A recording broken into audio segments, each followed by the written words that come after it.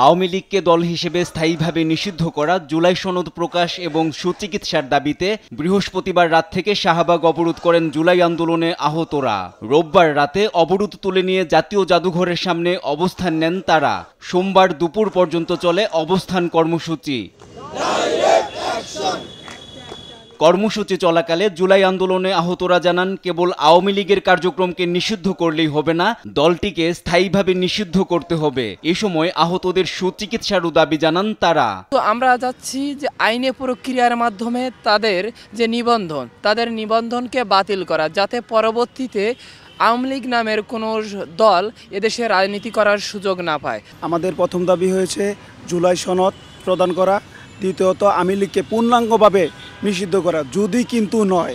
আজকেই আওয়ামী লীগের কার্যক্রম নিষিদ্ধের গেজেট প্রকাশ হবে এমন আশ্বাসে সোমবার দুপুরে আন্দোলন প্রত্যাহার করেন জুলাই যোদ্ধারা।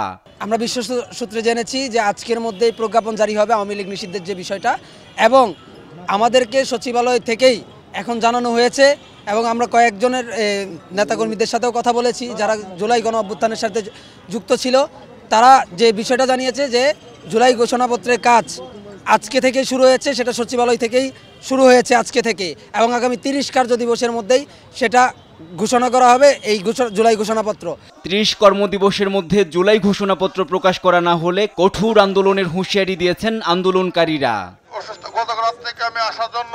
এনআই নাহিদ, দেশ টিভি, ঢাকা।